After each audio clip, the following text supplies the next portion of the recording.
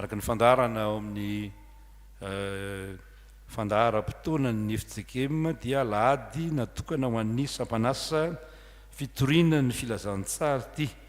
Noho izany dia alahady natokana ho an'ny sampanasa fitorinany filazantsara eto amin'ny fitandremana misy atsika izany. Ny fanaotsika isaky ny alahady faharoa ihany koa dia ny liturjian'ny fiderana no ampiasaitsika. Noho izany dia miomana ny atokopira fa mihira roa avy ny atokopira ao anatin'ny toroteny anankiroa ny eo moa zany mainty milala sy ny arela raha tsy diso ako dia mihira roa avy ianareo fa ny hira ao amin'ny rakitra dia mba engaviana mo hira iombonana zany hoe hirana korala ihany fa azo ny fiangonana iraina miaraka aminareo zany. Aminareo ny fahasoavana sy ny fiadanana avy amin'Andriamanitra raitsika Jesosy Kristy tompo sady mpamonjy antsika. Amen. Andeha sika hanao ny hira fanevany jobily fa 50 taona ny FJKM ho fanombohana izao fampiavahana izao.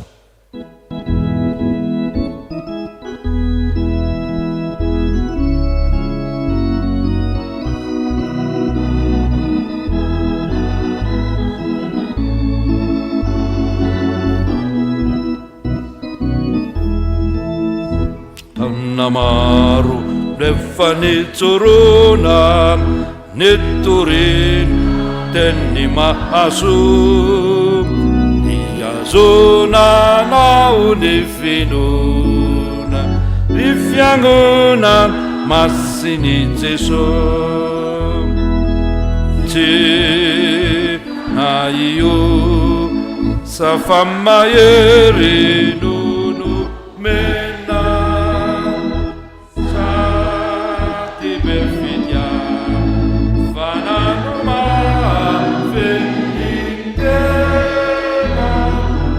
akatsy ome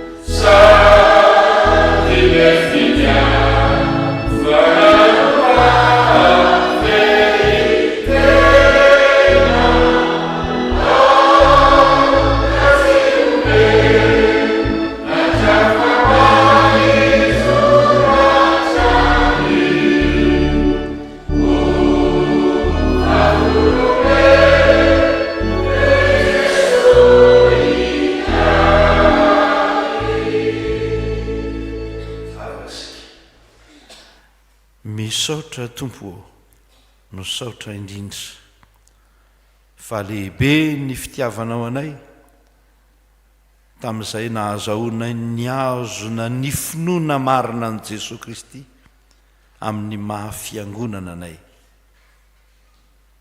Kanefa n'izany aza dia mbola mivavaka hatrany izay hoe tompo ampitomboy ny finoanay. Misaotra anao ny amin'ity andro vaovao ity izay nomena ho anay mba iombonana amin'ny asa fitoriana ny filazantsara izay tena asan'ny fiangonana, asa fanorenam-pinoana, asa fampianaram-pinoana ary asa famafazana ny finoana dia ny vonin-teninao. Misaotra anao izay fa zava-dehibe aminay ny mahatratra izany fotoana izany. Misaotra anao manokana izay noho ny fanompompivavahana izay tanterahana amin'izao fotoana izao to amin'ity fiangonana ity. Ka tanay Tompo dia ny fanatrehanao, ny fanamasinanao anay mba ho fanompompivavahana masina so akasitrahana eo anatrehanao izany, na ny ataonay miaraka izany na izay ao am-ponay manokana, fa amin'ny fo no inona an' Jesosy Kristy ary amin'ny vava no anambarana izany. Misaotra Tompo noho ny amin'izao fanompona masina izao izay manomboka amin'ny fanatrehanao ary mifarana amin'ny fanatrehanao. Aoka ny fanahinao ambomba ny fanahinay, ka tsy hanana saina hafa izay afa-tsy ny sitraponao Andriamanitra, afa-tsy ny hanao ny sitrakao, ka hitentoan'i Jesosy Kristy izay hoe ny hanao ny sitraponao Andriamanitra eo ny sitrakay. Dia matoky izay fa eto fovoanay ianao, avia eto fovoanay rehetra mba hahatonga izao fanompona izao ho fitahiana sy ho fahasoavana ary ho voninahitra ao Andriamanitra. Amin'ny anaranao Jesosy Kristy Tomponay no angatahana izany, dia raina ny voninahitra ao Andriamanitra ray zanaka fanamasina. Amen. Mazotoerana tompoko. Zavatra anankiroa zao no atrehantsika rehefa malala. Ny anankiray dia ny famitinana ny raharahan'ny fiangonana ary ny faharoa aoriana izay dia fiarabana ny vita mariazy. Nisy natao mariazy moa zanakitsika, natao mariazy tany amin'ny fiangonana hafa, saingy tena zanakitsika tokoa ary natsoina teto amin'ny fiangonana izany. Amin'ny fiarabana ny mariazy dia ataontsika ny hira larana fa 350 andininy anankitelo moa izany io ny tena marina ny 350 tokony tsoarahana. 350 andininy anankitelo no ataontsika amin'ny fiarabana mariazy, sao dia fitina amintsika ny raharahan'ny fiangonana.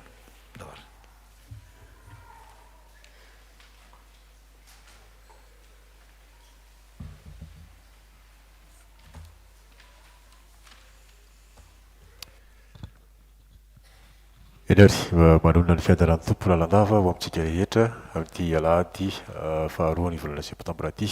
Araka ny fanambara teo ihany koa dia ity alahady ity no alahady manokana izay tonanam-bavaka ny sampanasa fitoriana filasan-tsara izay tena asan'ny fiangonana tokoa, ka dia miombona eto isika ary manohana n'izany fikambanana izany satria dia izany no isian'ny fiangonana izany mitory ny filasan-tsara, ka dia mampahery ho amin'izany asa masina izany isika rehetra. Zavatra vitsivitsy ihany no ambara amintsika ny tetikandro ny synodam-paritany ho amin'ny sampana mpanazava azy tily. Tanterahana amin'ny sabotsy ho avy zao fa 20 volana septambra ho avy zao ny komite lehibe ny komite lehibe ny sampaty eny amin'ny FJKM Nosipatrana no anaovana izany. Ny fotoana moa zany dia manomboka amin'ny 7 ora sasam-maraina dia milaza aminareo sampaty atao toerana zany eto amin'ny Salema ho hamonjy izany komite lehibe ny sampaty synodam-paritany izay. Avy amin'ny FJKM mba vahatokana fanilony i Kristy. Tanterahana amin'ny alarobia fa 4 ny volana septambra ho avy zao manomboka amin'ny 7 ora sasam-maraina ny fandraisan-tanana ny mpitandrina ao an-toerana dia ny mpitandrina Andrianarivo Solondraibe Menakavy. Rehefa misy fotoana tahak'an'itony moa zany dia misy ny solotenan'ny fiangonana izay manatrika ireny. Ny dekolina moa zany tena tompona anjara ho amin'izany, ka dia mampiomana sahady zany ny dekolina tompona anjara manatrika ireny fotoana izay lazaina amintsika ireny. Avy amin'ny sekolelady totoa sosomatsara teo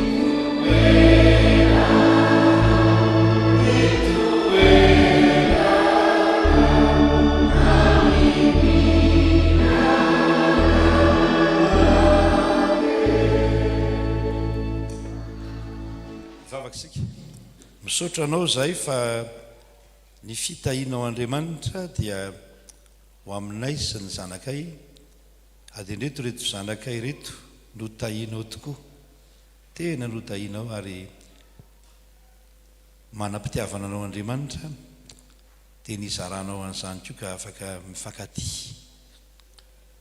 Mitsoro vavolombelon'ny fifankatiavana ao amin'ny tokantrano kristianina izay anjakan'ny fitiavan'i Jesoa, satria ny fitiavanao no mahatoza ao anay. Dia misaotra anao zahay no ny amin'ny fahavitan'ny fanamasinam-panambadiana teny amin'ny fiangonanao, mitika izany fa ianao mihitsy ny nanamasina, ianao no nitsodrano ny rariny soa rehetra ho azy mivady, mba ho tokantrano feno fahasambarana. Ary satria tokantrano tianao dia miara-miasa ho an'izay tianao ny zavatra rehetra. Reto ny zanakay herinandro sady zay ny lasa, matoky fa ny andro manaraka rehetra izay mbola andro lava ka tahanay eo anatrehanao dia andro hitahinao azy ireo, andro hanambinanao azy, andro hanomezanao azy taranaka, andro hanomezanao azy izay ilainy ary atserovany fa ao amin'ny Andriamanitra. Dia raina ny voninahitra ao Andriamanitra ary dia tsofindrano sy amafisina ny tsodrano izay nomena azy voninahitra ao. Amin'ny anaranao Jesosy no angatara izany. Amen. Herinandro sady zay lasa ao tsara, ao tsara, ao tsara. Misaotra ny tompontsika ravana malala noho ny fitahin'Andriamanitra ka nahavitana soamantsara ny mariazy ny reto zanakitsika reto tany amin'ny fiangonana anino moa Ambomiadana Fanilo no natao ny fanamasinana. Tenako moa ny toroteny tany tamin'izay satria zanakitsika tia dia araka izany dia mifanojo amin'ny lohahevitra amin'ity volanyity moa nareo hoe ahoana moa ny lohahevitra amin'ity? Maninona ao zizy? Maninona finoana ao zizy? Ny mino? Finoana mino dia ianao nahazo finoana zany fa dia joro tsara finoana. Dia miarabanareo vady nahazo tokantrano dia mitsodrano anareo hatrany satria fa natao raha teo zany mba homen'Andriamanitra taranaka ho tokantrano feno fahendrena. Zay ilay toroteny tamin'ny feno fahendrena dia tokantrano koa hanana ny ampy amin'izay ilaina ho afaka mizara amin'ny hafa. Dia mahereza sy mahatanjah mirary ianareo maro tokantrano tsara eo anatrehan'Andriamanitra dia amin'ny anaran'ny fiangonana manontolo no iarabanay ianareo anolorana ity tenin'Andriamanitra ity ho anareo. Mino fa mety mananjavatra iny ianareo fa iombonana any tsy fantatro fa ity ny voaloham-pananana iombonanareo reo fa dia ampiasao tsara, aza-pirinona fotsiny fa tena ampiasao voninahitr'Andriamanitra. Tsangantsika fiangonana n'olo izany ho an'izy reto.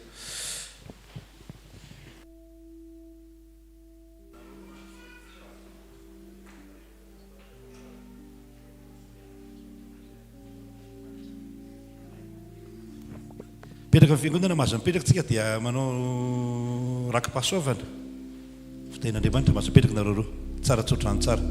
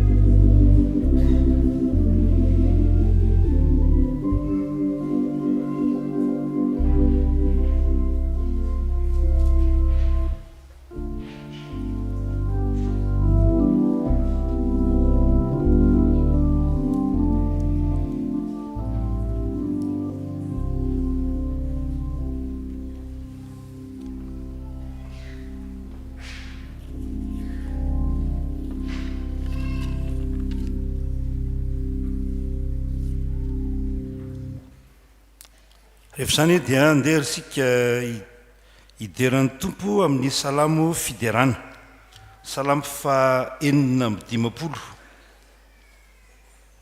salamo fa enina amby dimapolo ifandimbiasantsika sy faharombonantsika ny famakina sy fideranan'andriamanitra ao anatin'izany salamo izany salamo fa enina amby dimapolo ka ny andinin'ny fahatelo dia vakin'ny mpitarika ny andinin'ny faefatra vakitsika dia mitsambikina makery amin'ny andinin'ny fahasivy vakin'ny mpitarika fa ny andinin'ny fahafolo dia vakitsika ny andinin'ny faraika ambin'ny folo dia vakin'ny mpitarika fa ny andinin'ny faharoa ambin'ny folo sy fahatelo ambin'ny folo dia vakitsika rehetra zay zany ny andinin'ny fahatelo sy faefatra mitsambikina makeo amin'ny andinin'ny fahasivy ny andinin'ny faharoa ambin'ny folo sy telo ambin'ny folo iombonantsika rehetra andeha iara-mitsangantsika hanome voninahitra an'Andriamanitra amin'ny famakinany salamo fiderana manao hoe amin'ny andro atahorako no itokiko anao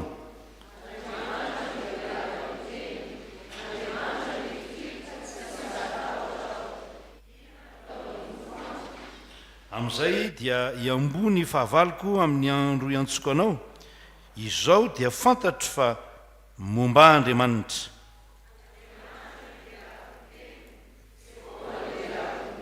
Andriamanitra no itokiko ka tsy mba hatahotra aho inona no ataon'ny olona amiko ny voataminao Andriamanitro dia naritra fanakosorana ho anao fa efa nanafaka ny fanahiko tamin'ny fahafatesany ianao eny nanafaka ny tombotro ianao mba tsy hosolafaka andehanako eo anatrehan'Andriamanitra amin'ny fahazavan'ny velona amen petraka ianareo tonga fotoana ho an'ny ankizy sy ny tanora sika izao ary aoriana zany dia miroso avy hatrany amin'ny fankalazana ny tenin'Andriamanitra vakina sy hotoriana isika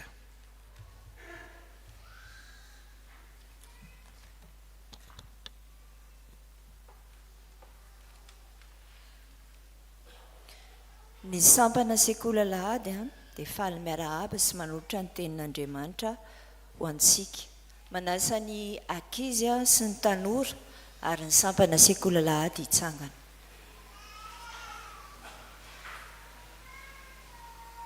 hivavaka isika Andriamanitra misaotra anao zay ny amin'ity fotoananao ity mbola afaka mamantatra ny sitraponao indray sokafy ary ny fohamam-panahinay amataranay izany dia momba ny teninao saotra Jesosy amen afaka mipetraka ianareo dia sokafantsika amin'ny baiboly ao amin'ny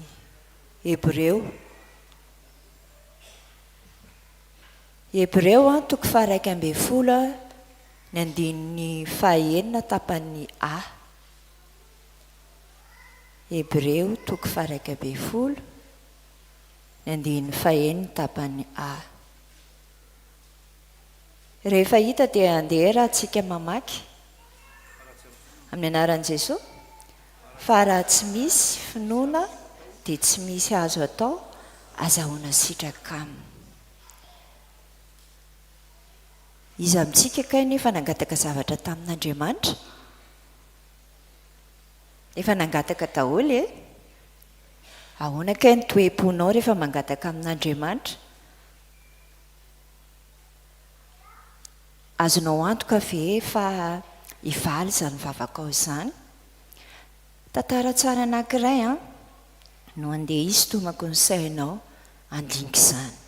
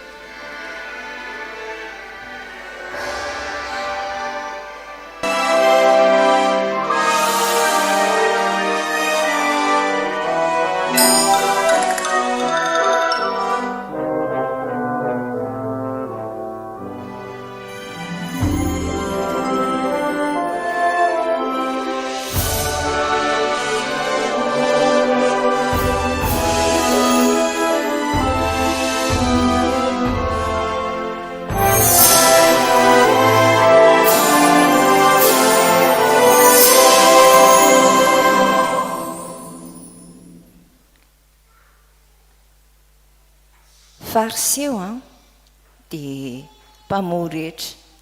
Anisan'ny fanoharana nataon'i Jesosy Kristy izy iny. Ohatran'iny le niditra voalohany le fariseo miaraka amin'ny fitafy mihaja ery, mieboebo, te ho deraina, te ho arabaina, miavonavona. Ary efa nahita an'ity olona tsotsotra ty izy dia tsy niarabainy le olona sady niavona ery izy. Rehefa mivavaka izy dia ahoana ny fomba fivavana? Nasandratra ny tanany ary ny fomba fiteny tiany ho hitan'ny olona rehetrarehetra hoe zany araha mivavaka. Fa manahoana kosa lehilahy anankiray tsy masanjery akory izy, niondrika izy, nitehatratra izy nivavaka tamin'Andriamanitra. Olona tsotra, tsy nanamary-tena akory izy, fa ny tao anatiny nampisehoany an'i Jesosy Kristy. Isika koa andeha hianatra tahaka an'io lehilahy io. Rehefa mivavaka, andehantsika hanana fo madio. Anao moa izany fo madio izany? Fo mahay mamela heloka, mibebaka. Tsy hoe mibebaka fotsiny ihany, fa feno fanetretena tahaka an'io lehilahy io. Tsy mieritreritra an'izay hoe rehefa valim-bavaka dia tsy maintsy ho heny foana, fa mety tsy mahasoa anao iny, fa mety ho tsihy koa ny valina na miandry kely. Dia izay ilay fanetretena. Dia ny farany indrindra dia izao hoe toe-po mahatoky an'Andriamanitra. Mahatoky fa izy hanome valim-bavaka anao. Andeha ho verenantsika vakiana hoe ilay ten'Andriamanitra teo. Fa raha tsy misy, fa raha tsy amin'ny finoana dia tsy misy azahoana sitraka aminy. Hebreo 4 moa no ahitana an'izany. Fa 1:10 tapany ihany. Ho an'Andriamanitra rery ihany ny voninahitra hivavaka isika. Andriamanitra mamindra fo aminay, ampitombo finoanay, ahatoky anao tokoa zahay. Sotra Jesosy. Amen. Iroso amin'ny fiainona ny ten'Andriamanitra isika ny vakiteny sy ny toriteny. Andehantsika hianao an'ira valahatra.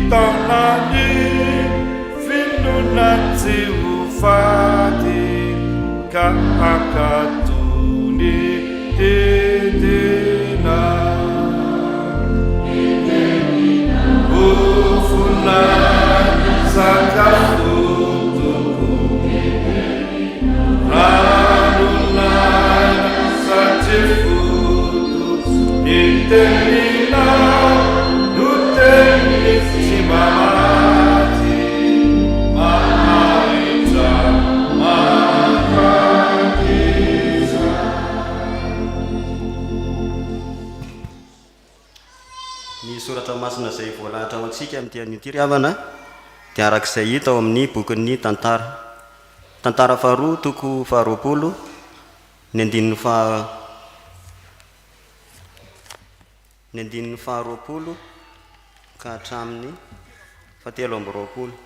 Tantara faharoa toko faharoapolo ny andininy faharoapolo ka hatramin'ny fahatelo amby roapolo. Filazantsara araka ny Mateo toko fahasivy andininy fahafito amby roapolo ka hatramin'ny faharaiky amby telopolo. Mateo toko fahasivy andininy fahafito amby roapolo ka hatramin'ny faharaiky amby telopolo. Ary ho faranana amin'ny epistily ho an'ny Romanina toko fahafolo ny andininy fahadimy ka hatramin'ny fahafolo.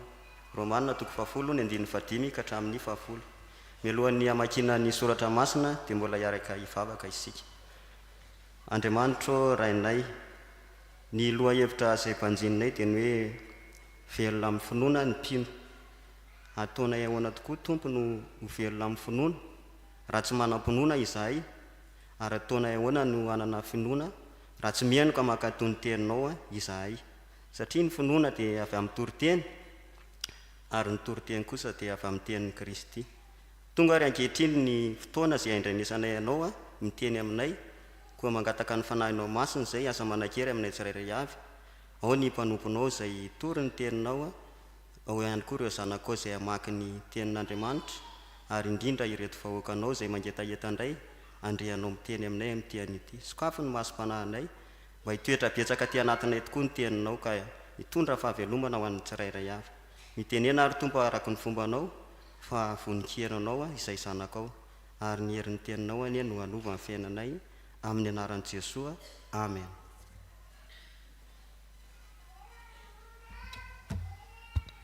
Ny teny rehetra dia vakina amin'ny anaran'i Jesosy Kristy Tompo. Tantara faharoa toko faharoapolo anjiny faharoapolo ka hatramin'ny 720.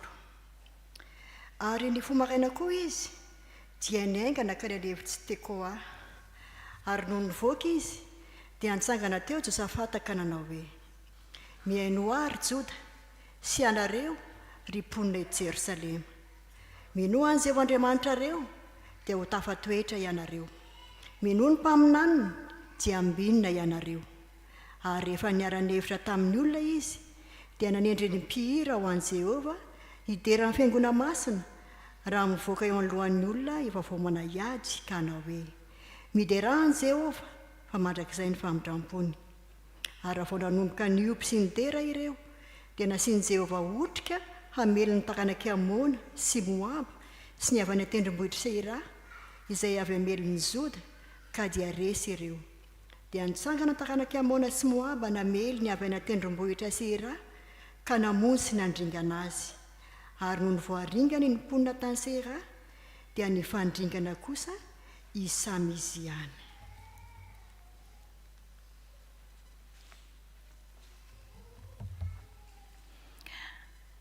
Ary noho ny ala teo Jesosy dia nisy tsamba roa lahy nanaraka azy sady ny antso hoe: mamondrafo aminay ry zanaky Davida. Ary rehefa niditra tao an-trano izy dia nanantona azy ireo tsamba. Ary hoy Jesosy taminy: mino va ianareo fa mahay izany aho? Hoy izy taminy: eny Tompoko. Dia nanendry ny masony izy ka nanao hoe: tongava aminareo araka ny finoanareo.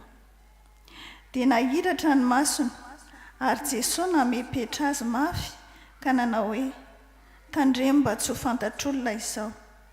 Kanjo noho ny ala teo izy roa lahy dia nampiely ny lazany tamin'izany tany rehetra izany.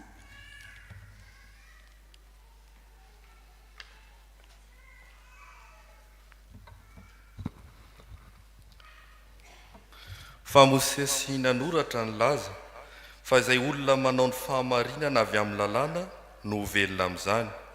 Fa ny fahamarinana izay avy amin'ny finoana kosa manao hoe: aza milaza ao am-ponao hoe iza no hiakatra any an-danitra, dia ny ampidina ny Kristy izany, na iza no hidina any amin'ny lalina, dia ny ampiakatra ny Kristy avy any amin'ny maty izany. Fa ahoana no lazaina? Eo akaikinao ny teny, dia eo ambavanao sy eo am-ponao, dia ny teny ny amin'ny finoana izay torianay.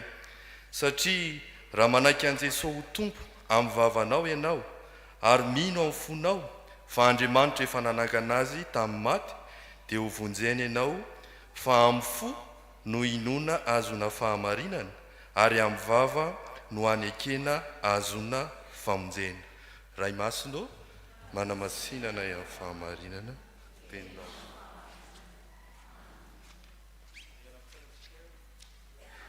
Iara-mitsangana avy hatrany sika hitsena ny afatra ny tenin'Andriamanitra, vao vita ny hira mialohan'ny toriteny dia avy hatrany dia mihira ny atokopira anankiray. Inoko fa efa mivakianareo tsara ny perikupa dia hifanaraka amin'izany ny hiranareo davatra.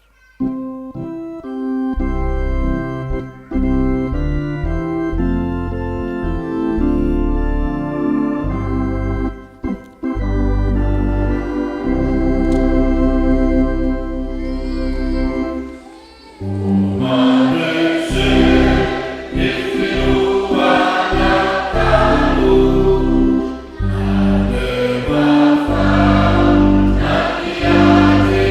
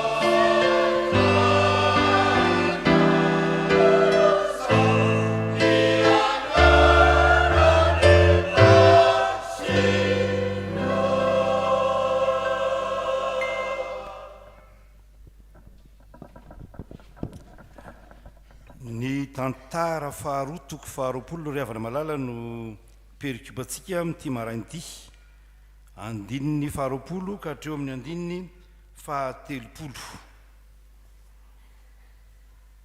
Ny finoana miatrikady zany no lohahevitra omentsika ity tantara faharoa toko faharoapolo andininy faharoapolo ka hatramin'ny fahatelo amby roapolo ity ny finoana miatrikady. Mitovy amin'ny zavatra notantaraiko tamin'ny fampoavana voalohany ihany no hanomboako azy. Zavatra tsotra ary nefa zava-nisy ity zavatra nresahako ity. Nanontany an'ity lehilahy anankiray mpiara-miasa aminy lehilahy anankiray izay mpiara-miasa aminy koa.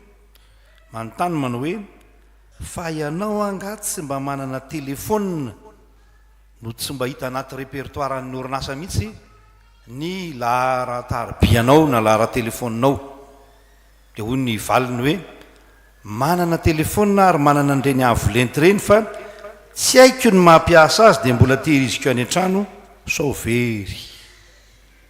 Izay tahaka izany koa ny finoana ananantsika. Manana zavatra avolentitsika ny finoana. Ahoana no teny hoe avolenta ny finoana?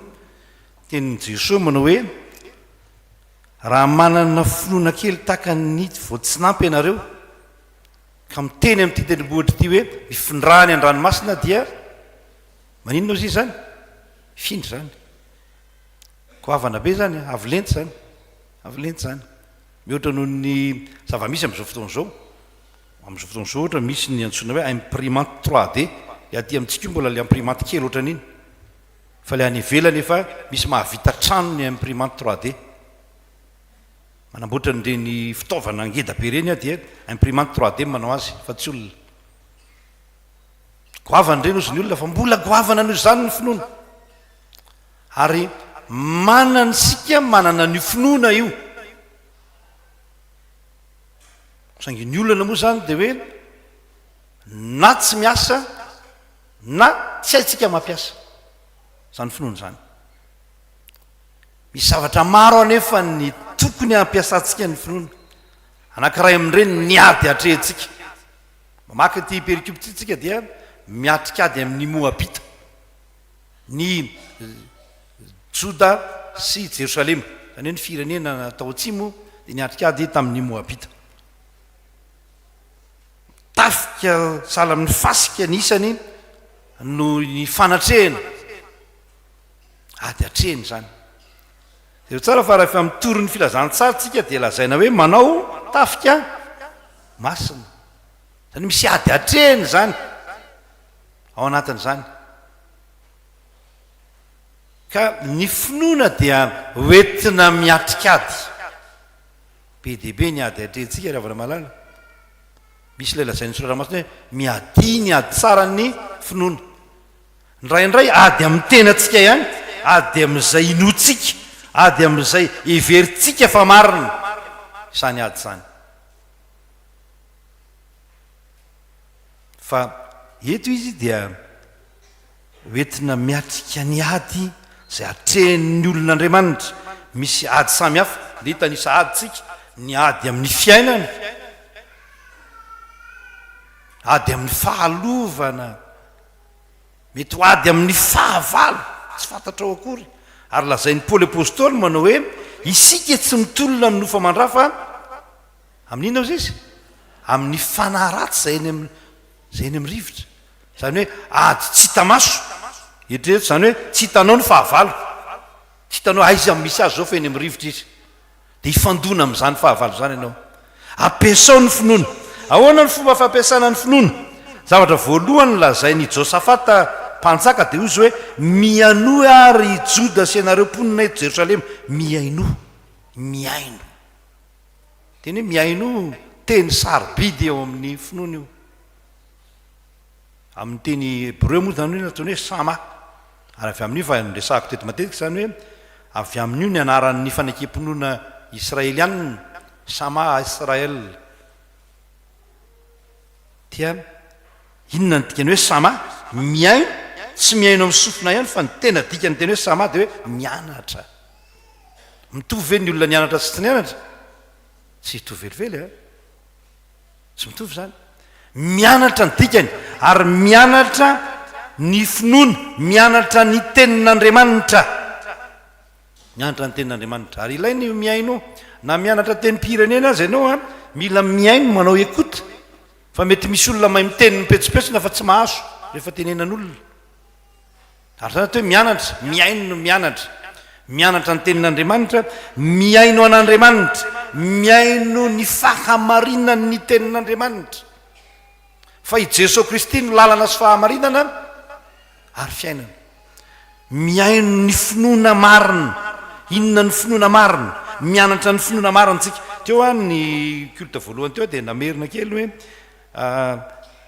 ny fahananana ny fahaizana ny fotom-pinoana dia anisany anankiray mahavonjy atsika manoloana ny ady atrehantsika fa io no mampiozogozona atsika rehefa tratra ny ady tsika satria tsy manana finoana marim-potitra ty tsy ny aino raha ny tenin'andriamanitra no resana hoe enona tsy lanitsika ty mandra-pahafaty a tsy lanitsika ty afaka mianatra ny foantsika mandra-pahatitsika mandra-pahafatitsika dia afaka mianatra ny tenin'andriamanitra tsika koa ilainy zany ny mianatra mba hananana finoana matotra ka hitenenana taka ny Paoly apôstôly manao hoe fantatro izay noko zay ngy ny tena olana ndraindray mahatonga atsika sala mivilivily amina zavatra tsy tena marina loatra satria tsy tena ao ny finoana ohatra rehefa resahana tamin'ny maraina nanadidesona kely katekomenina ke zany e inona natsona hoe asa telon' Jesosy Kristy Messia Jesosy Kristy voaositra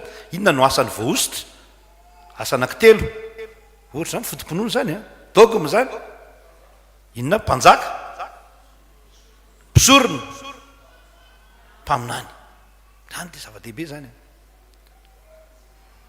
rehefa misy manontany ianao hoe iza marina moa zany Jesosy anareo zany Andriamanitra zany sa olona de ahoana ny valiteninao sady Andriamanitra tokoa zany ny olona tokoa de eto zao tsika mbola misy anga zany moa izy ty mila miaino ary io fiainona io dia mahatonga ny finoantsika ho finoana mafiorina tsy azozogozonina ka na de misy ady atrehana aza tsy miozongozona ny finoantsika tsy miozongozona io finoantsika io mahatonga atsika miozongozona vetivety any hoe tsy tena ao tsara tsy tena ny aino tsara na io toriteny io azy efa miteny moa zany Josafata hoe minoan'Andriamanitra ary minoany mpaminany Andriamanitra fa mpaminany de olombelona de hoy ny voalazan'ny Paoly apôstôly hoe ny toriteny ozy izy ny finoana ozy izy de avy amin'ny toriteny tsy hoe hijery fotsiny zay lazain'Andriamanitra ianao amaky fotsiny ny baiboly ianao fa miainy toriteny koa ary eo amin'ny fiainona ny toriteny dia mafiorina ny finoanao satria ny finoana dia avy amin'ny toriteny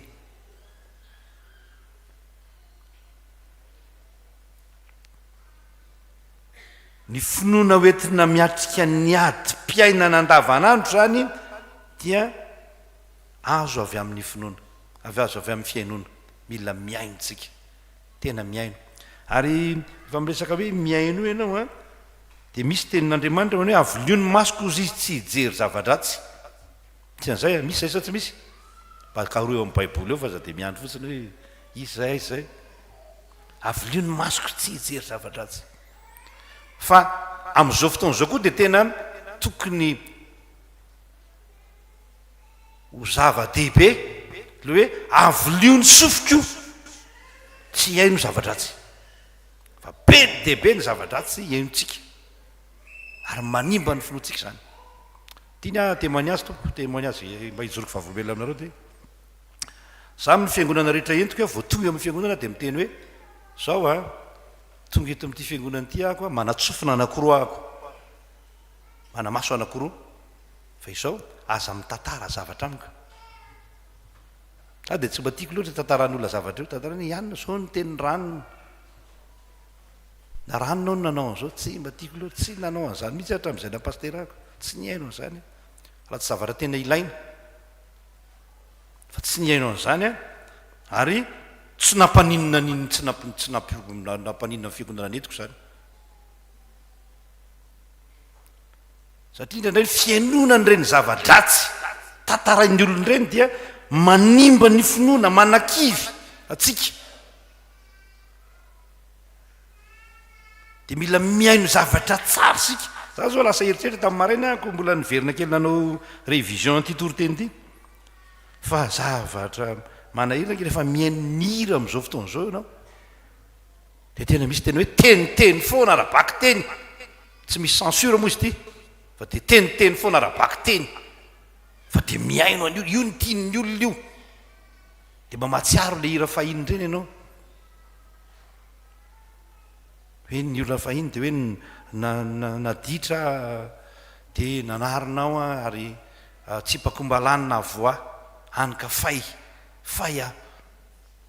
anatra zany amin'izao fotoana zao za tsy te teny an'le tonkira zao moa zany fa dia mba miteny anareo any rakizy a zavatra tsara enona fa zameno zava-dratsy fa manimby zany ary mahatonga ny finoantsika ho mohaka zany ka rehefa sedrainina zavatra tsara tsika dia miorooro ary mirodana zay ananatsika manamafiorona ny finoana ny fiainona ny tenin'andriamanitra ny fiainona ny toroteny ny fiainona ny fampianarana ary izany no ananatsika finoana saisedra samy sedra ny zavatra sarotra rehetra amin'ity fiainana kristianina ity zay na mananako an'ity fizarana voalohany ity a tsy zavatra any ivelan'ny fiainana kristianina akory ny zavatsarotra ka zava amintsika izany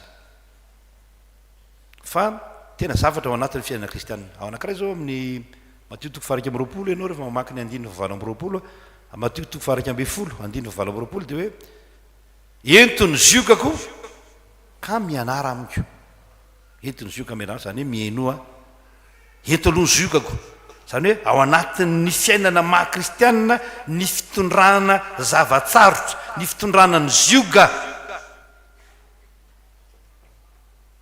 ary samy teny aminao amin'ny maha-kristianina fa tsy mbola nisy taona ray nandritra ny fotoana nanomponan'andriamanitra ka tsy nisy zavatsarotra teo amin'ny fiainana fa tsy nisy taona ray koa anefa tsy nanamafisan'andriamanitra ny finoana zay anananao entony ziokako ka mianara amiko mila mianatra amin'izany zavatra sarotra zany satria io zavatsarotra io no manamafy atsika mahatonga atsika ho mafy orina ty te malagasy te moa teny tsy te fampiasan-davanandro loatra hoe mafy tototsika ka na de totoana azy na de daboana azy na de mandalo zavatra sarotra azy na dia torambato azy dia mafy ny finoana zay ananatsika satria niaino ny tenin'andriamanitra isika nianatra tamin'i Jesosy Kristy tsika zay indray aloha zany ny fizarana voalohany fa miraha aloha nareo rakisy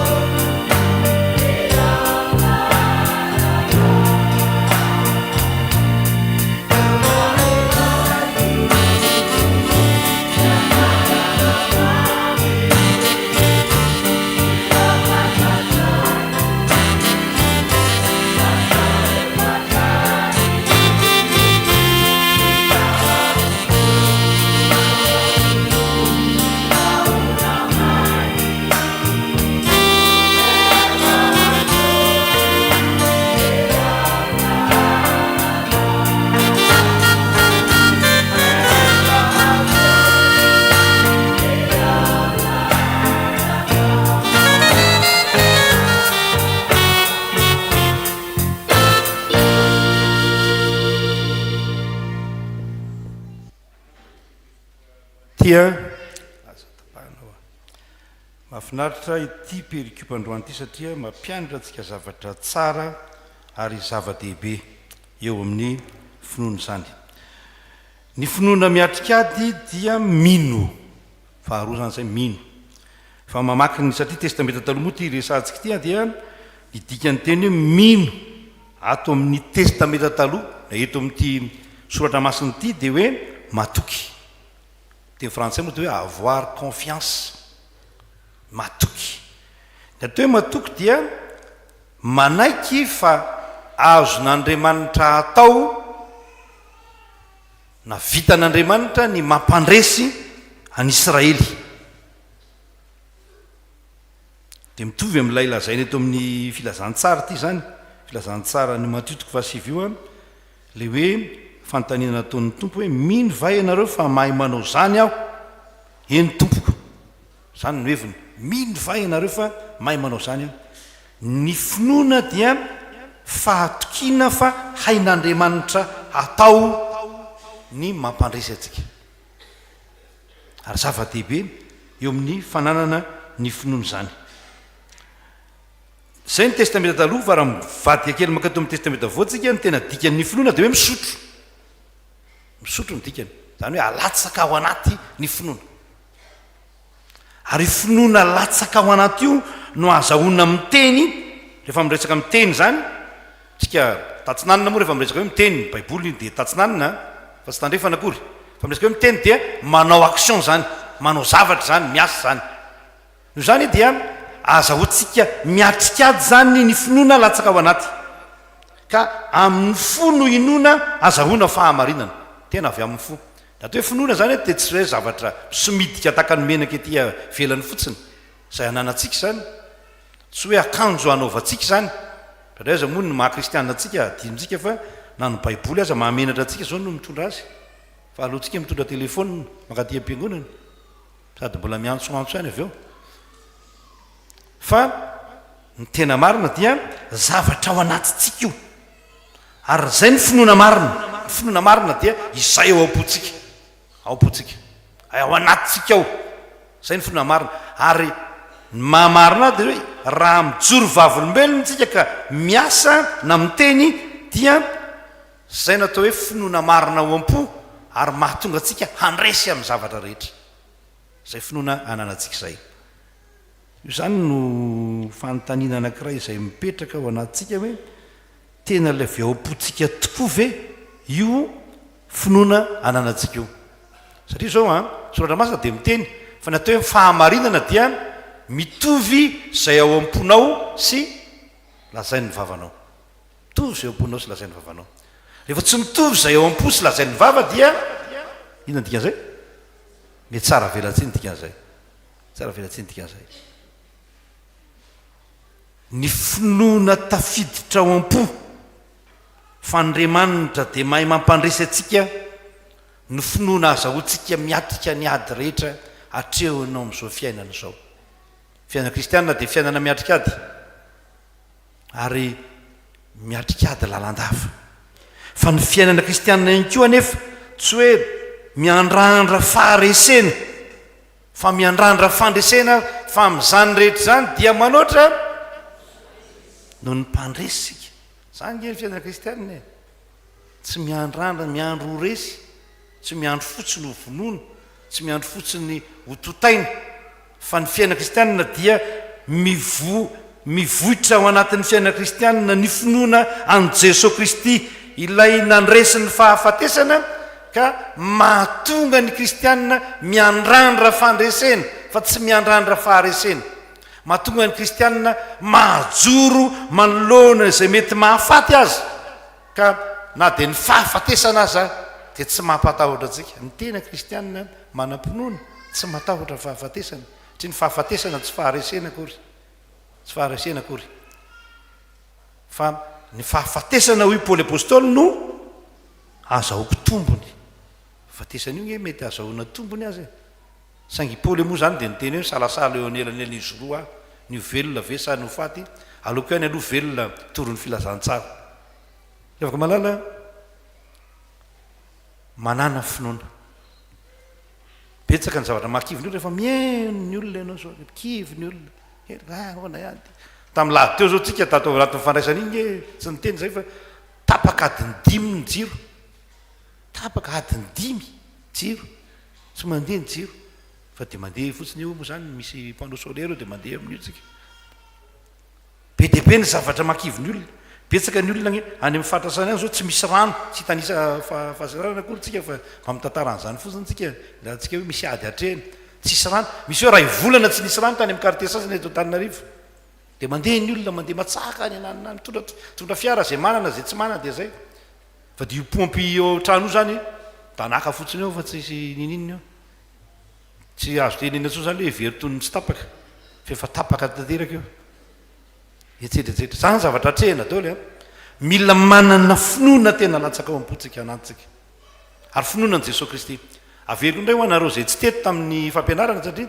fampianarana goavana be natao teto nandritry ny herinandro be je be reo olona nampianatra rehetra teto de nilaza hoe mila manam-pitiavana an' Jesosy Kristy tsika tsy hoe mila an' Jesosy Kristy tsika fa manana an' Jesosy Kristy mihitsy ary efa manana mihitsy an' Jesosy Kristy tsika de miara-miasa asoa atsika ny zavatra rehetra finoana latsaka anaty ary miteraka asa mahatonga atsika hiatrika asa hiatrikady ary hiandrandratsika fandresena ny finoana an' Jesosy Kristy izay ananatsika dia mananana zany finoana zany mitombo finoana mitombo fahasoavana zay ndray fizarana faharoa dia mirana roraka izy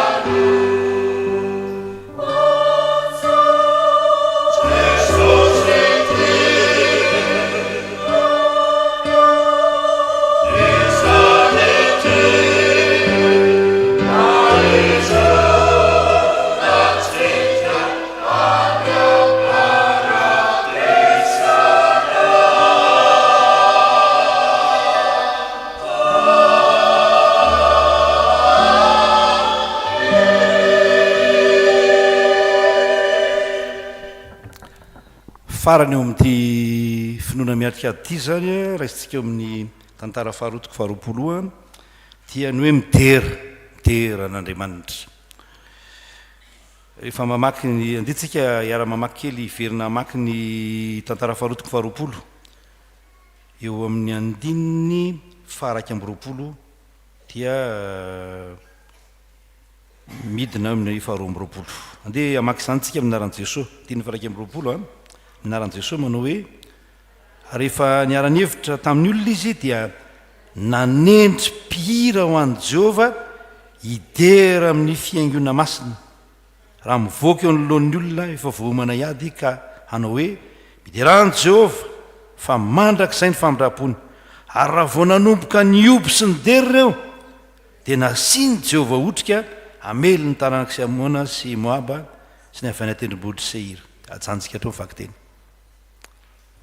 Zava-dehibe eo amin'ny fiainan'ny fiangonana zany hoe midera n'Andriamanitra zany. Midera n'Andriamanitra io, ary io dia azahoantsika miatrika ady. Inona atao hoe midera n'Andriamanitra? Io lazaina aloha hoe amin'ny fiaingona masina, fitafiana manokana zany. Reny anaovan'ny AFF reny zao fiaingona masina reny. Fa ny dikany hoe fiaingona masina dia amin'ny toetra vaovao, toetra manokana. Tsika moa zany rehefa aty amin'ny testamenta vaovao dia resahana hoe na iza natao batisa tamin'ny Kristy, tao amin'ny Kristy nareo dia mitafy any Kristy. Mitafy any Kristy zany rehefa miresaka hoe Kristy dia miresaka ny fibebahana sy ny famelan-keloka ka ny rano Kristy no mamela heloka atsika. Mitafy fitafiana vaovao zany ny olona midera n'Andriamanitra. Zay ke mahatonga atsika samy dera n'Andriamanitra satria mitafy fitafiana vaovao tsika dia Kristy dia fitafian'ny fibebahana sy ny famelan-keloka. Satria mahalala tsika fa efa navelan'i Kristy ny helotsika, ary ny rano Kristy rery ihany no afaka manadio atsika dia tonga madio am-po isika. Dia iny ny marina amin'izay le teny hoe sambatra ny madio am-po. Fa izy no ahita n'Andriamanitra dia mahita n'Andriamanitra tsika, mifanena amin'Andriamanitra tsika, ka tonga mpidera n'Andriamanitra tsika. Eto zany tsy resaka fiadiana fa nisy voamana iady, fa saingy ireo voamana iady ireo dia nanao fitafiana masina ary nideran'i Jehova. Natao hoe midera n'Andriamanitra dia hoe tsy hoe manome voninahitra azy fotsiny fa manandratra ny anarany, manao ny anarany ho lohalaharana.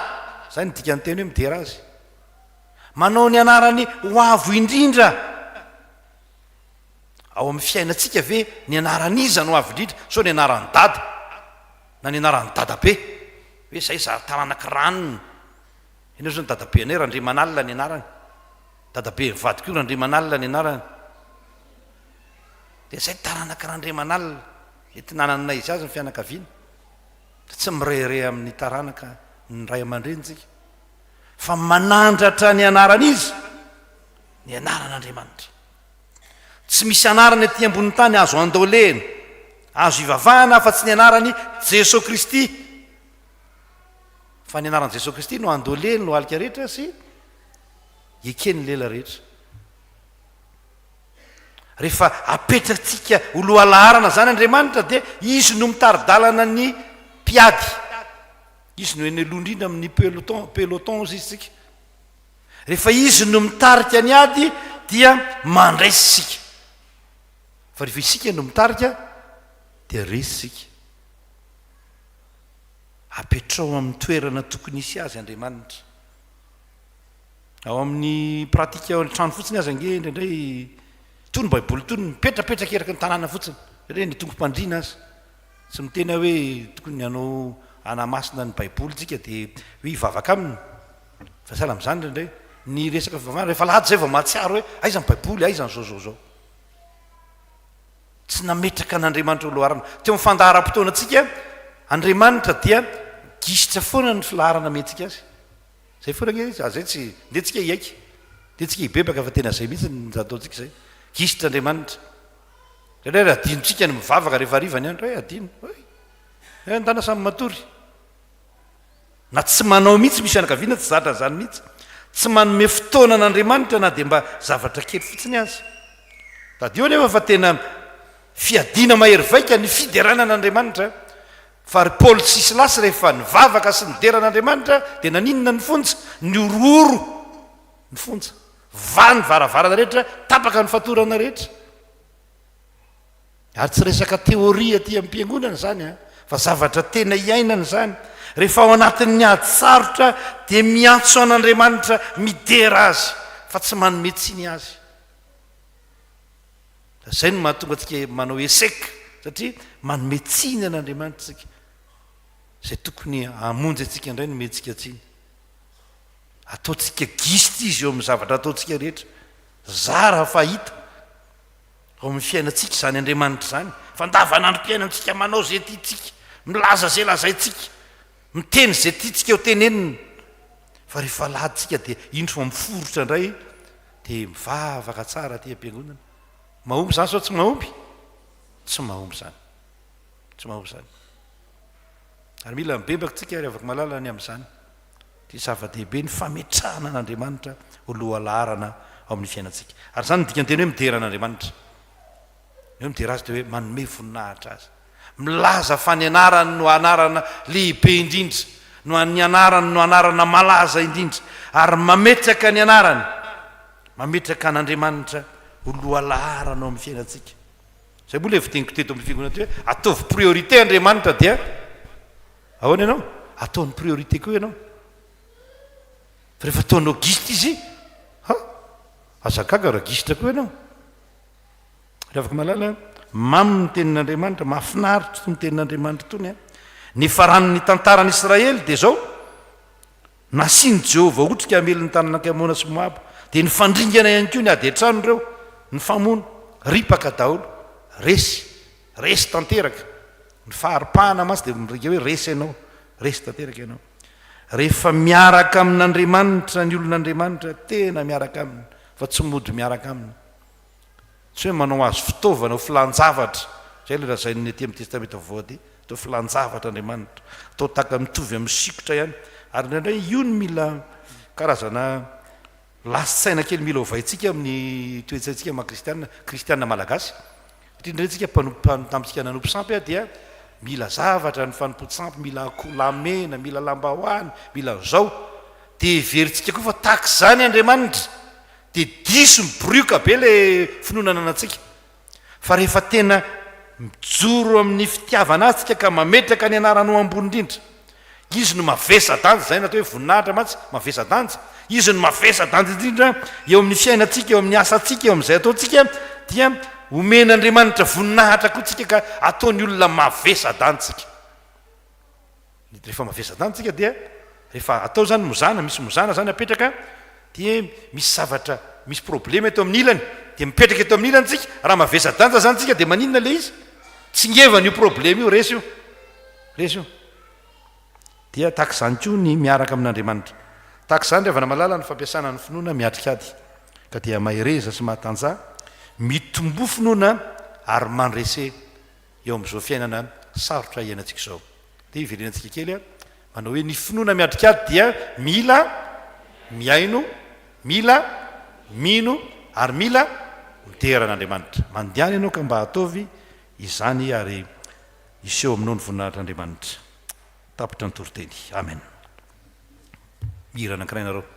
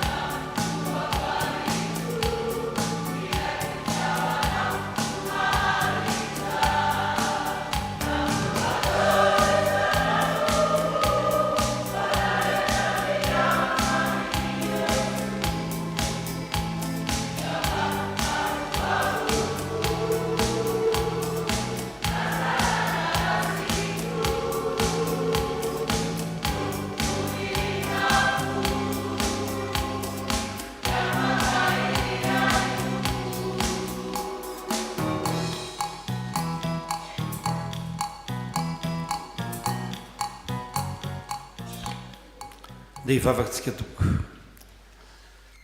misaotra sy mankasitraka anao zahay fa mamitony ny tantely eo ambavanay tokoa ny teninao fa ny teninao no mampahery anay manatanjaka ny finoanay mitsilo izay rehetra maizimaizina ao am-ponay ary mampiorona anay amin'ny finoana marina ka mahatonga ny finoanay ho afaka miasa ho mpandresy eo amin'izao fiainana izao misaotra Jesosy fa azonay ny teninao dia misaotra anao zay fa renay ny teninao fa ny fiterananao ny finoananao ny fiainonanao reny no finoana marina ary azonay ampiasaina amin'ny zavatsarotra rehetra reny dia misaotra anao zay fa mazava aminay koa zao fa ny finoana zay latsaka ao am-ponay no azonay ampiasaina amin'ny zavatra rehetra ampianaro zay hahay mampiasa ny finoana zay anananay mpianaro zay mba tsy ho resy fa ny tetikady omenao anay dia hoe ianao ny lohalaharana eo amin'ny fiainanay ianao ny lohalaharana eo amin'ny ady atrehanay fa tsy zahay dia mahatoky zay fa ho mpandresy ary amin'izany rehetra zany dia manoatra anao ny mpandresy zay amin'ny alalan'ilay tianay misaotra tompo noho ny amin'ny teninao zay azonay entina isam-baravarana isa-tokantrano ka raha misy ady atrehana dia ho afaka miatrika izany tsara zahay mankasitraka tompo miteranao tompo manome voninahitra anao dia indrindra zay misaotra anao noho ny amin'izay rehetra efa nomenao anay tamin'ny alalan'ny finoana fa ny finoana ny tanana mandray ny fahasoavanao misaotra anao koa zay amin'izay mbola hangatahanay sy iriny ny fonay amin'ny finoana ho an'ny ankohonanay ho an'ny fianakavianay misy tetikasa zay heverina efa hatao misy zavatra tianay ho tanterahana nyreto izay tompo mivavaka amin'ny finoana ny Jesosy Kristy mba ho tanteraka izany ataonay ao anatin'ny vavaka ao anaty fahanginana izany ary aboraka ay aminao fa tsy misy afeninay dia manateny zay matoky zay fa handresy matoky zay fa hahazo valim-bavaka ary tsy miana any zay na misalasalany amin'izany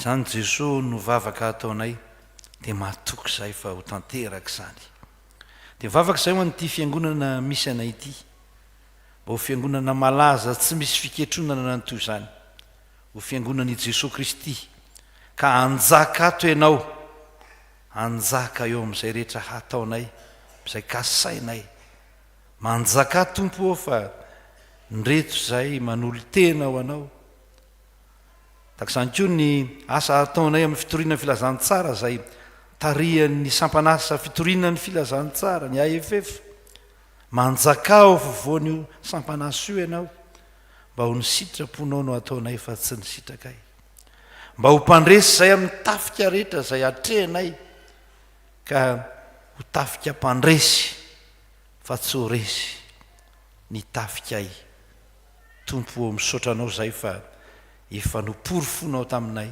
efa nambaranao taminay efa nasehonao taminay fa ianao ny miady ho anay ary dia nandresy mandrakarivo zay tao anatin'ireny misaotra tompo noho ny amin'ny fiainan'ny fiangonana zay arovanao fatratra amin'ny fahasaro-piaronao dia faly zay manana anao aza vela hilanao fotsiny zay amin'izay mahateritery anay fampianaro zay ho tena tianao ary fitiavanay anao io no mampandresy anay amin'ny zavatra rehetra fa afaka ho an'ny efitsekemina zay ireo tompona andraikitra vaovao rehetra eto amin'ny efitsekemina manomboka amin'ny filohan'ny efitsekemina mpiandraikitra fobe ireo komity sampana voamiera samy hafa departemanta samihafa eto amin'ny hevitsika hotahinao any ka na eo aza ny fahalemenay amin'ny maha olombelona anay ny fiangonana kosa dia ho fiangonana malaza fiangonana mahery ka ho mpandresy fa tsy ho resy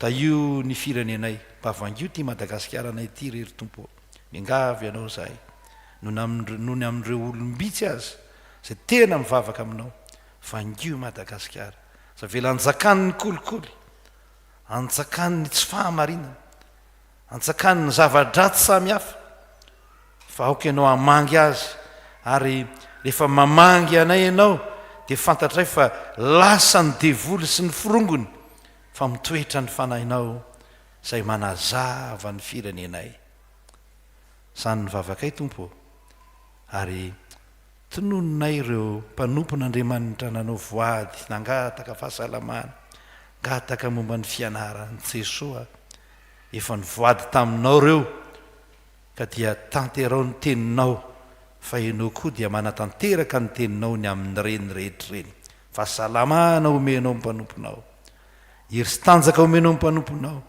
fianarana omenao ny mpanomponao ny fanambadiana zay nomenao ny mpanomponao dia hitombo fahasambarana sy fitiavana eo anatrehanao marobe ny tena angatahana tompo fa fo ihany ny fisainanay ndeto zay ary mamarana ny vavaka ataonay amin'ny vavaka nampianaranao anay manao hoe rainay o zay ny an-danitra ho masinina neny anaranao tonga ny fanjakanao tao aneny sitraponao tahaka ny eny an-danitra be ho anay nio zay anasaza ao anay ary mamelany eloka hitahaka ny namelanay zay ny eloka taminay aza mitondra anay amin'ny fakapanafa manafana amin'ny ratsy anao ny fanjakana sy ny hery nahatra mandrakizay amen de misaon'Andriamanitra tsika ravana malala fa zay ny liturjia raha ny tena marina moa zany ambarako aminareo ihany fa tsy hoe mety ho fiovana rapitso anga na fakapitso liturjia larana faefatra te vavaka setry ny tenin'Andriamanitra no oriana ny toroteny tsy misy fanekam-pinoana de tsika fampiaraba kely ravana malala ary anao ika ho fanamafisana amin'ny finoantsika ny fampiarabana moa de hoe mitombo finoana mandrese zay ny fampiarabana ataovy amin'ny olona akaikinao mitombo finoana mandrese zay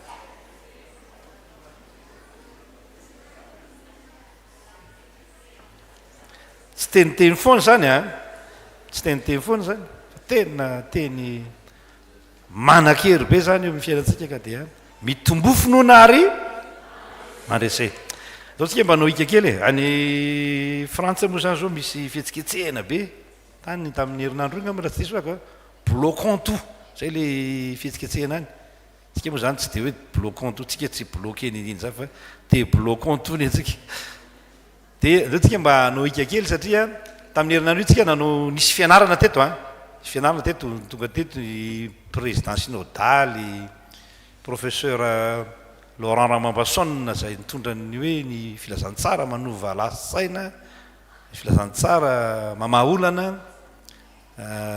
teto koa ny filohan'ny AFF Fobe Fijekemy mpitandrina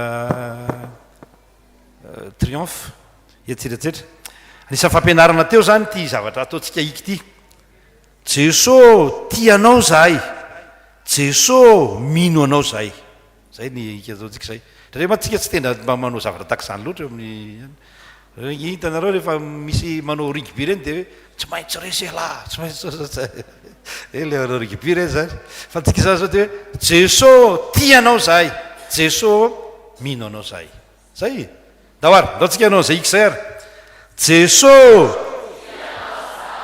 Jesô nde atao mafimafy kokoa zay ary daoary efa zala mafy be fa zay efa tena nizoasoza raha mihitsy ny tena anareo daoary ventsika kely manao hoe Jesô tianao zahay Jesô tendana de atao fitsenjery iainantsika zany amin'ny lavanandrom-piainantsika hoe tena tiany Jesô tsika tena mino azy tsika fa vitatsika fa misy zavatra be dehibe iova ny fiainantsika de mahireza ravana malala zay no fampiarabana ravana tonga eo amin'ny fotoantsika zany zao isy ny fanentanana aloha anao fanentanana fo ny braon'ny fiangonana mikasika ny randonnée amin'ny sabotsoavy zao a de orinan'izay a manao hira ny AFF de miaraba ny AFF tsika manao rakitry tsika de mamarana ny fotoana dahara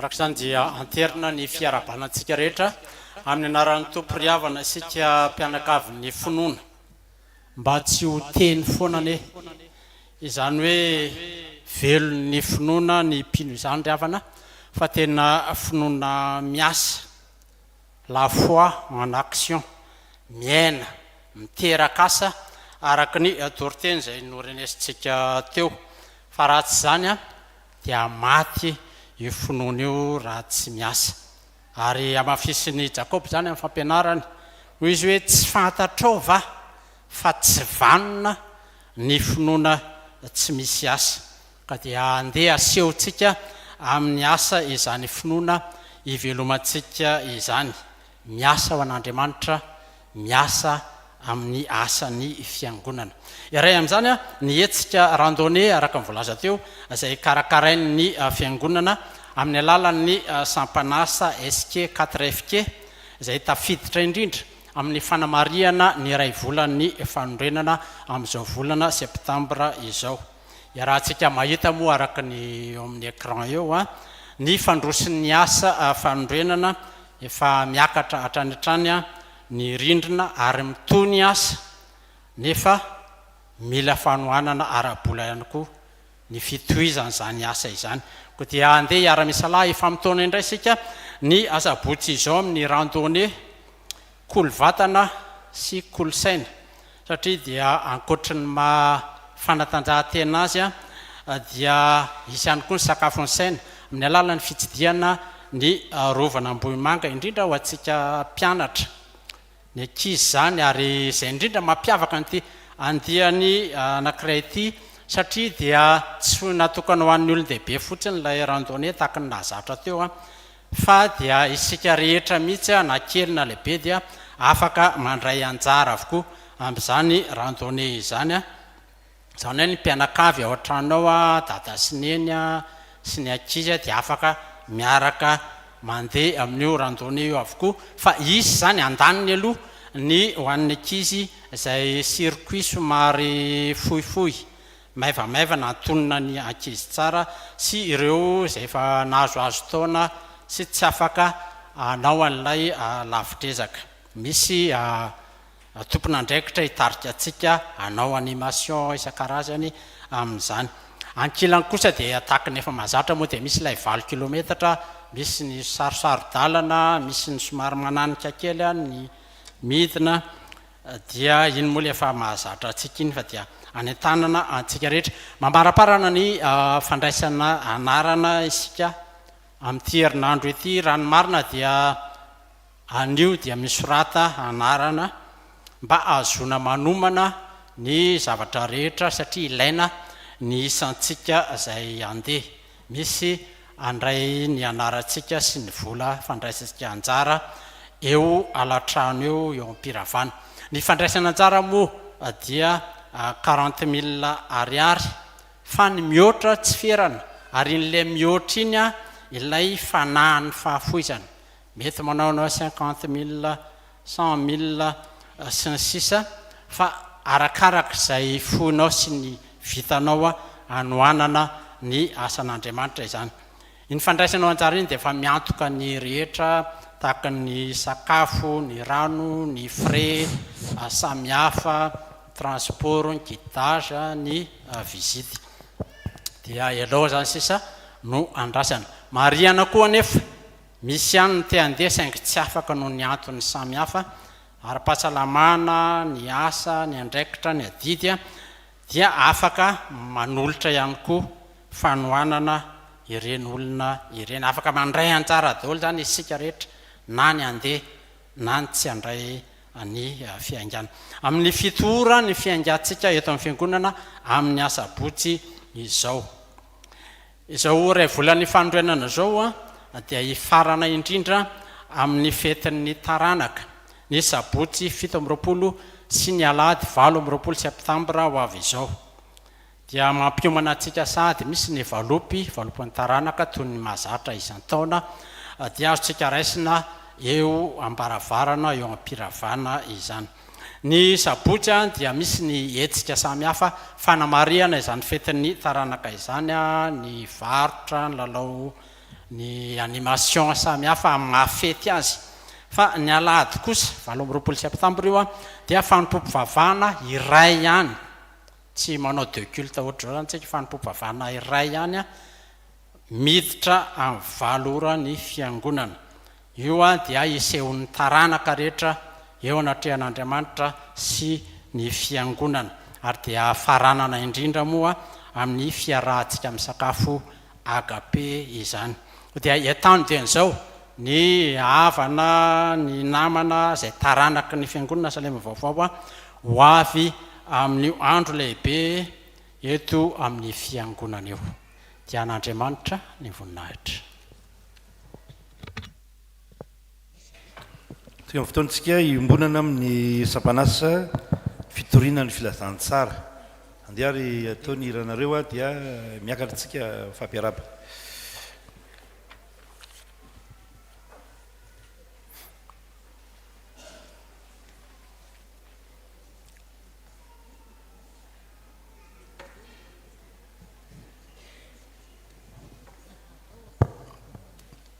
Tawar.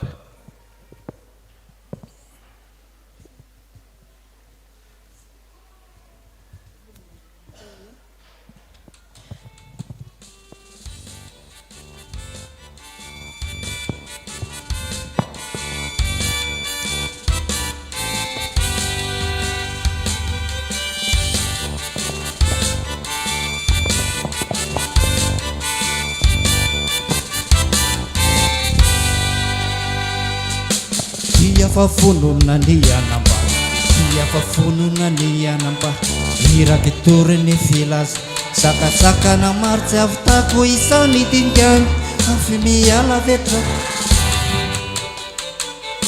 na ho fiakarana mafy zareo na ho fiakarana mafy zareo roso miroso mandrosoa ny tambo asasarana no isany tory anambara vavao mafaly dia fafonona ny anamba dia fafonona ny anamba iraky tory ny filaza sakasakana maro tsy avitako isany dingany mafy miala vetrany na ho fiakarana mafy zareo na ho fiakarana mafy zareo roso miroso mandrosoa ny tambo asasarana no isany tory anambara vavao mafaly martsesikezy andeo ambara deya nitory fa hasa malay ny olana misy akrany rambola miainy eto ambony tany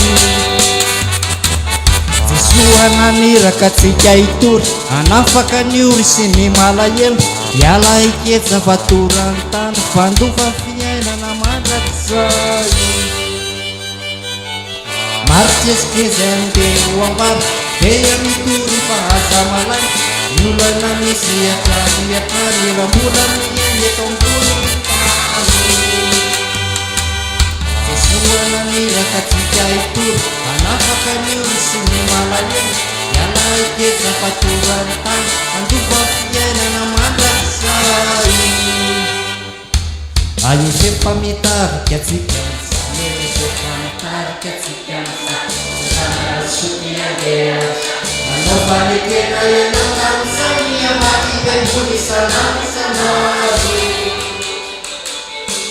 aza fiavy mipetany aza fiavy mipetany vaty efa tsy mitondra afay tombo avekany mira eatrinayaany ayo fefa-mitarika tsika fefa-mitarika tsika Supiadeasa manao fanekena ianao tamisany amatika ambony sanany sanany aza fiavy mipetany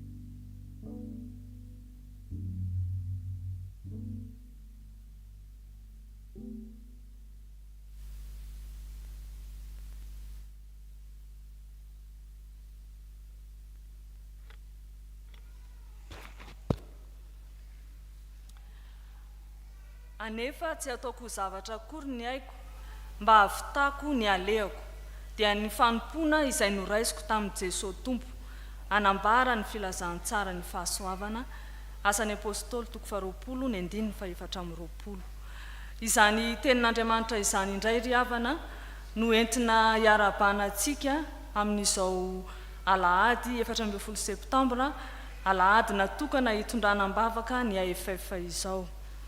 Voalohany teny dia misaotra an'Andriamanitra lehibe raha mbola nahatratra indray ity androandroany ity fotoana izay natokana hitondranam-bavaka ny AFF ary fotoana ihany koa izay hijoroana vavolombelona eto anivon'ny fiangonana. Manarak'izay dia misaotra ny fiangonana Ray Manontolo izay miaraka miombombavaka aminay amin'ity androany ity ary dia misaotra ihany koa ny Ray aman-dreny mpitandrina izay mitrotro am-bavaka anay mandrakariva manoro anay ny amin'ny tantanana sy ny tondrana ny asan'Andriamanitra eo anivon'ny AFF mampianatra mampiofana ary manoro hevitra hatrany hatrany ny amin'izay rehetra atao ary singanana manokana amin'izany ry havana rehefa mandeha tafika masina izay dia tonga any an-toerana mihitsy ny Ray aman-dreny mpitandrina sy ny birao-piangonana manohana anay ny amin'ireny asa ireny dia mankasitraka hatrany pastera ny amin'izany fanohanana izany ary fifaliana ho an'ny mpiatafika izany tena fifaliana ho anay ny fahatongavanareo tahaka ireny ary dia maniry izay ny hitohizany izany hatrany hatrany.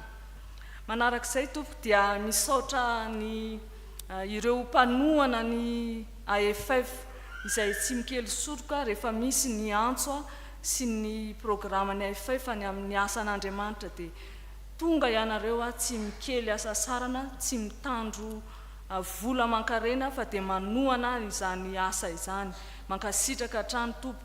Misaotra ihany koa ny sampana sy ny fikambanana izay manisy budget manokana mihitsy ny amin'ny asa atao anatin'ny AFF dia mankasitraka hatrany ny amin'ireo ezaka izay ataon'ny sampana sy fikambanana. Singanana manokana amin'ity androany ity dia miara-miasa izay amin'ny mpampianatra sy ny mpanabe izara fitaovam-pianarana izy ireo ho an'ireo ray aman-dreny izay tsy mba afaka mividy fitaovam-pianarana noho ny fahasahiranana dia natokany amin'ity andro ity ny izarana izany fitaovam-pianarana izany izay iarahana amin'ny AFF dia mankasitraka hatrany tompoko.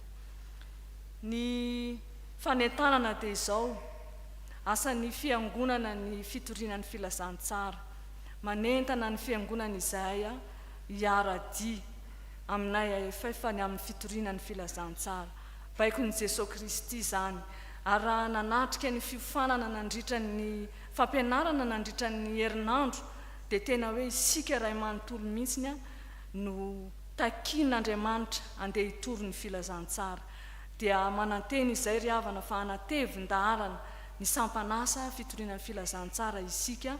Ny fotoana fivoriana moa dia isaky ny azoma amin'ny 5 sasany a dia ao isika no miara-miombom-bavaka, mianatra, mizatra ny amin'izany hoe fitoriana ny tenin'Andriamanitra izany, dia manentana antsika mba hanatevin-daharana ny amin'izany asa izany.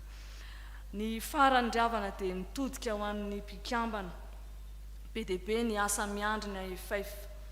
Matoki fa omba atsika hatrany ny tompo a, tsy manary atsika izy a, fa eo foan'Andriamanitra, ary dia mirary soa atsika rehetra mbola ahery mandrakariva amin'ny asan'Andriamanitra. Singaniko manokana fotsiny amin'ny tenin'ny mpanompon'Andriamanitra izay tonga teto tamin'ny herinandro filazantsara, dia hoy ny teniny hoe isika dia tongotsy Jesosy mandeha, isika dia tanan'i Jesosy mikarakara, isika dia vavan'i Jesosy maninona ozy izy mitory. Dia ho amintsika ny izany tenin'Andriamanitra izay nentiny ny mpanompon'Andriamanitra izany. Dia misaotra indrindra tompoko voninahitr'Andriamanitra ihany izay rehetra natao. Dia misy rakitra vata moa zany izay adidy raisin'ny efaifa aterina any amin'ny foibe ireny ho fanohanana ny asa. Ny farany dia misy ny kerobima akatso izay rahantsika raha riva dia manentana antsika fiangonana natrika izany fotoana izany. Ny vokatra azo eo moa dia hoentinay hitoriana ny filazantsara izay hoentina hampandehanana ny asa fitoriana izany. Dia mankasitraka tompoko ho an'Andriamanitra ireny voninahitra. Amen.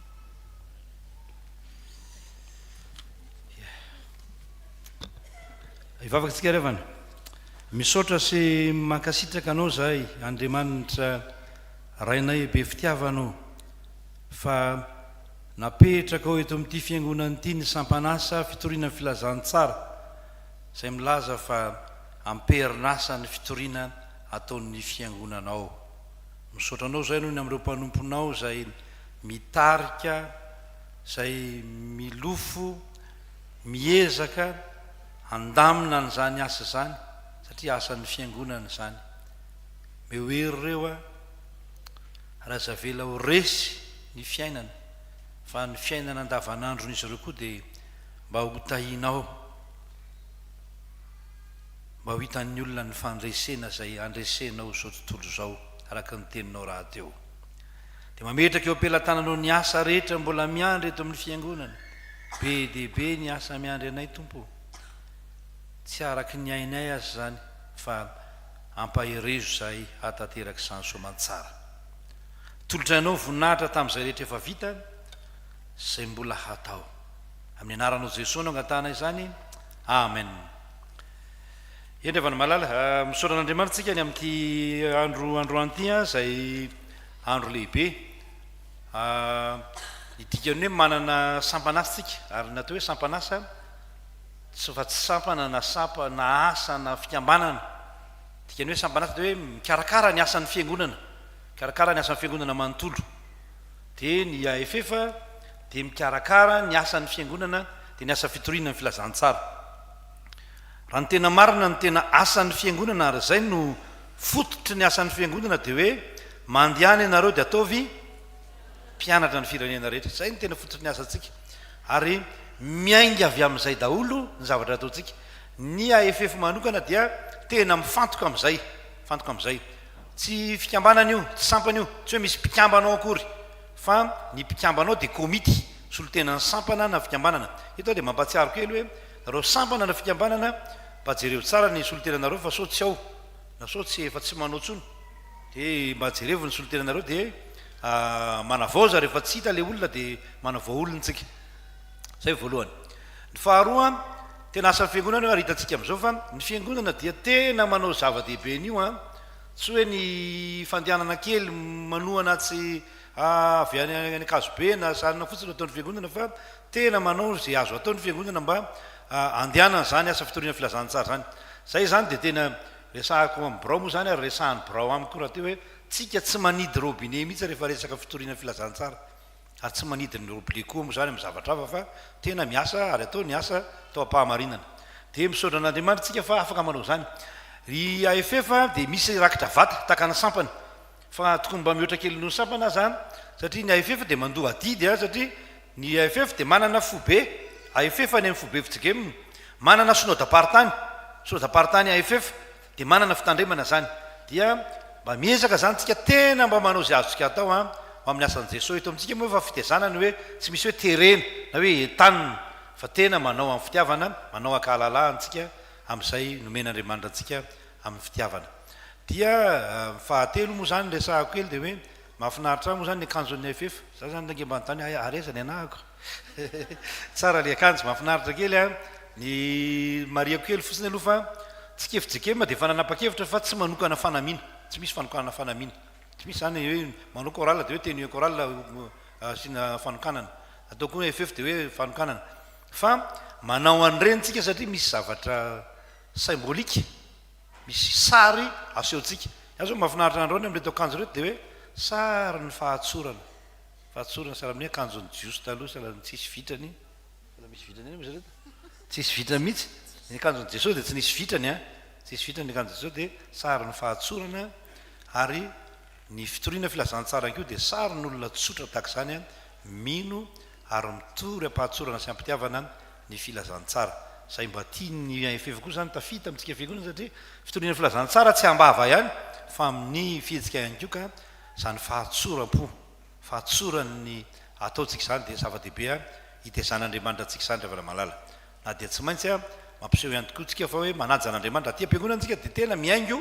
satria manaja an'Andriamanitra tsika manome voninahitra an'Andriamanitra fa fiaingona masina ihany koa azo atao ny zavatra tahaka an'irenyka dia misaotra nareo zanako malala tain'ny tompo tsy misy tokony isaoran'ny AFF mihitsy anay amin'izay mety adidy amanandraikitra ataontsika satria zany no milaza fa tena asan'ny fiangonana io tena asan'ny fiangonana io ary raha mbola misy zavatra hafa azo atao aza dia manao tsika ary azo atao zany dia raha mbola tratry ny aina dia tokony hanao ny fiangonana ary ny fiangonana manontolo fa tsy hoe mpitandrina ihany na borao-piangonana no tokony hanao an'izany satria asatsika fiangonana io fa tsy hoe asa manokana ataon'ny AFF akory na hoe asa manokana ataona sampana akory ka dia aza misaotra anay fa misaoran'Andriamanitra no amin'izay vitatsika sy azo natao sy mbola hatao amin'ny manaraka ary dia matoky an'izany tsika ny fanentanana farany angamana dia hoe tsika fiangonana moa zany rehefa hoe fitoriana ny filazantsara za zany ny zavatra hitako izao zany le hoe za zany moa tsy fiteny malagasy fa izao ny zavatra fantatro hitako teto Salema vaovao rehefa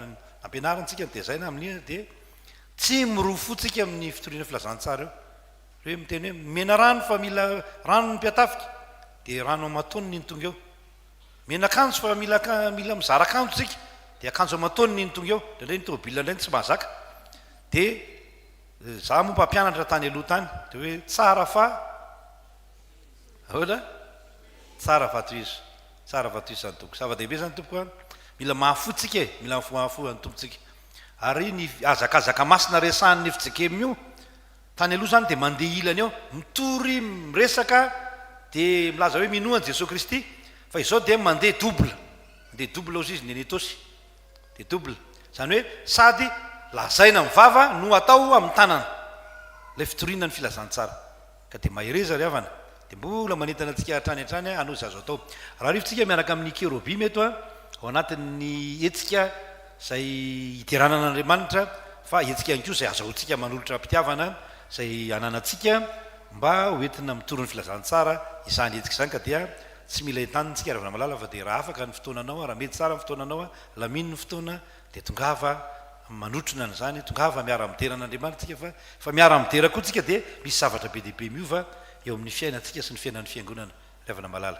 zay ka mankabary lava fa dia makasitraka ry zanaka malala dia mampahery anareo amin'ny anaran'i Jesosy Kristy ary dia tsika moa zany tandroka amatsofona ka dia tsy misaraka tsika fa tena manao zay azo atao amin'ny fiarahana amin'ny asa tamin'ny fampianarana herinandro iny moa dia fantarareo fa tena niara-ny asa ny fiangonana sy ny sampanasa mba hatotosa tsara izany fampianarana izany ka dia mandray tanana anareo zay ary mampahery anareo mitombofinoana dia mandrese mbo finoana dia mandresy antaontsika mba hiteny kely zay ndray amin'io hoan'ny efefa hoe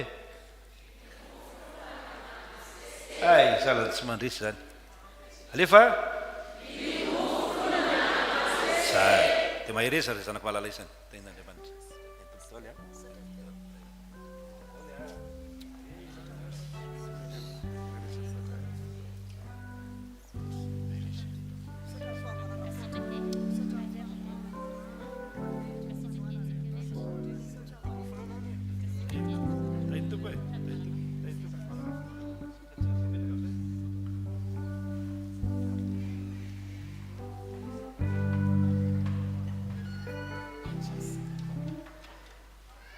amin'ny fotoana ny fanolorantena antsika zao a dia atolotsika ny tenantsika ho fanatitra velona kasitan'andriamanitra fa fanompompivavahana akasitahana eo anatrehan'andriamanitra zany raha mety dia ny atokopira mira fa mba hainareo rotota miaramira azy dia hira azo ny fiangonana iraina iraina ndao ary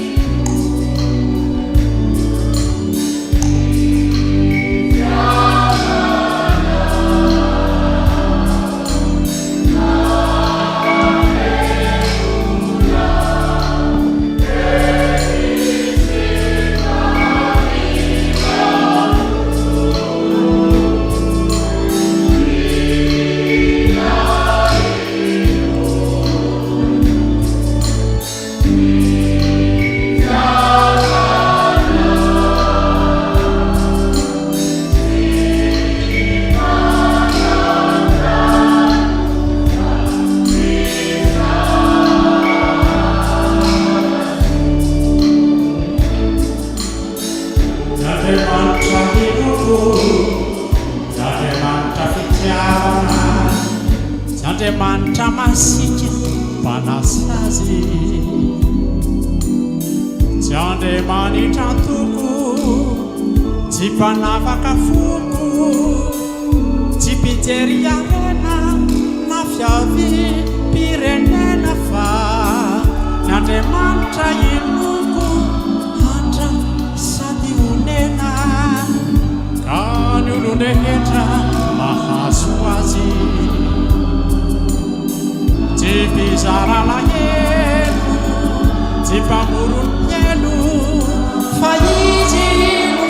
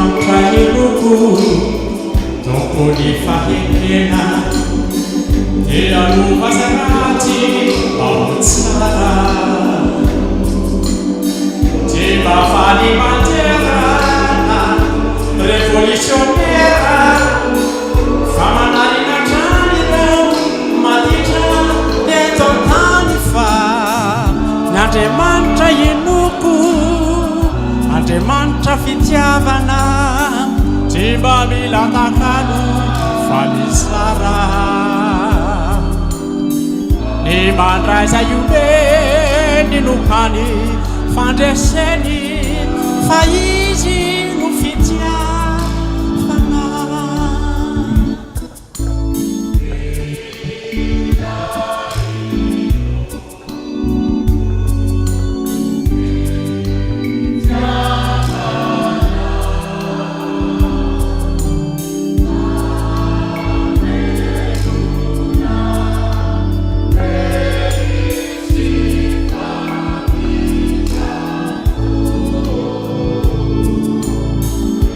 Andriamanitra hinoko Andriamanitra fitiavana tsy mba mila takalo fa misara ny mandraiza iome ny nokany fandreseny fa izy no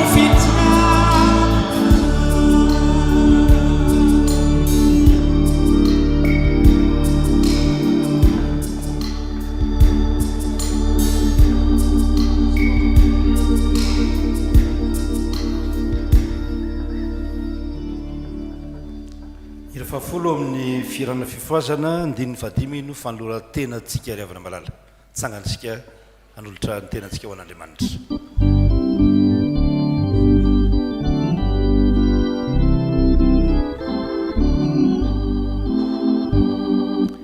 tompo izika teroasena volase arena aserate iana Eurasena manulurate nare Sata Yera federana Sa auta Atoluria Sata Yera fanatana Aukawana Dea Manita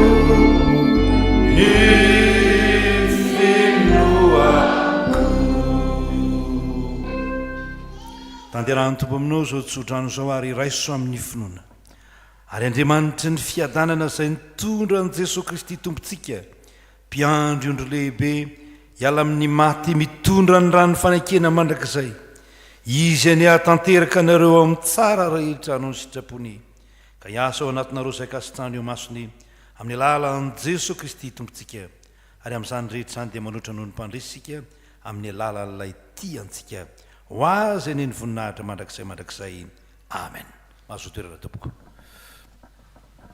fahafahamangina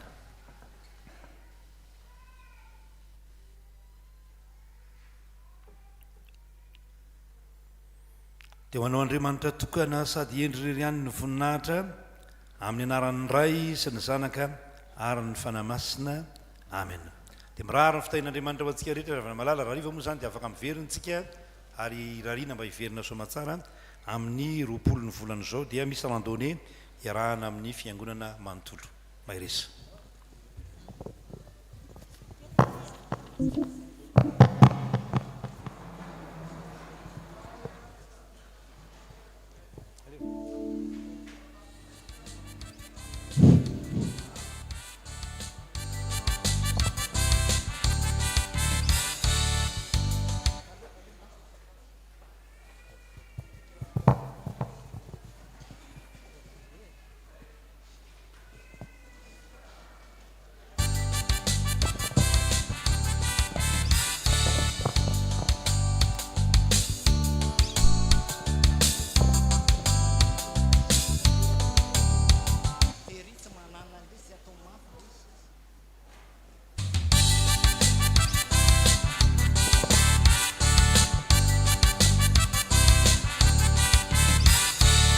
Presidente Elaiana Makaizare Isatudiana Sainza